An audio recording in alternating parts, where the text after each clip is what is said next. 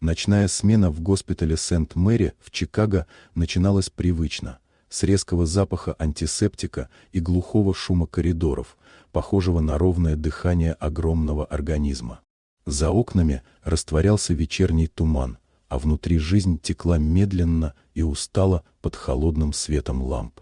Мэдисон Рид вошла через автоматические двери, надела бейдж, поправила аккуратно собранные волосы и направилась к посту.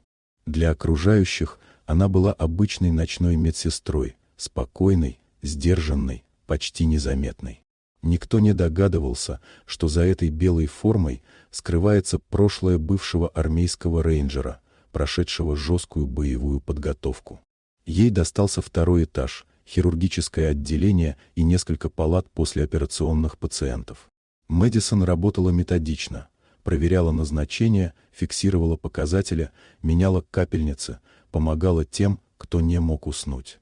Все было знакомо и предсказуемо, почти убаюкивающе. В палате 214 находился мужчина после сложной операции.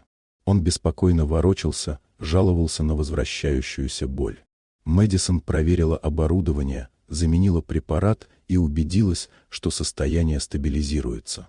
Выйдя в коридор, она почувствовала едва уловимое напряжение. Ни тревоги, ни сирен, только внутренний сигнал, который не подводил ее годами. Где-то внизу резко хлопнула дверь, затем послышался приглушенный крик. У лифтов стояли двое интернов, растерянные и бледные. Они сообщили о мужчине с оружием в приемном покое. Мэдисон коротко кивнула. В ее голове мгновенно выстроилась карта здания, возможные маршруты и укрытия. Она спустилась по лестнице бесшумно. В приемном покое люди застыли от страха. Мужчина около 30 лет держал администратора под прицелом. Он был на грани срыва, дрожащие руки, сбившееся дыхание, потеря контроля. Мэдисон вышла вперед спокойно, без резких движений. Она говорила ровно, уверенно, заставляя его сосредоточиться. В этот короткий момент она увидела все: неправильную стойку, слабый контроль над оружием, страх. Дальше все произошло за секунды. Четкое движение, выбитый ствол, фиксация руки, контроль веса тела. Оружие скользнуло по полу, а мужчина оказался обездвижен у стены, не понимая, как это случилось. Когда все закончилось, в помещении воцарилась тишина. Мэдисон вернулась к своей работе так, будто ничего необычного не произошло.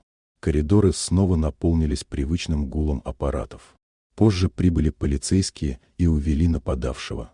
Сотрудники больницы смотрели на Мэдисон с уважением и недоверием, но она не давала объяснений. Для всех она оставалась просто ночной медсестрой. Под утро, когда небо над Чикаго начало светлеть, Мэдисон вышла во двор и глубоко вдохнула холодный воздух. Ночь осталась позади. Она снова была той, кем выбрала быть: тихой, надежной женщиной, готовой защитить других, даже если никто никогда не узнает, кем она была раньше.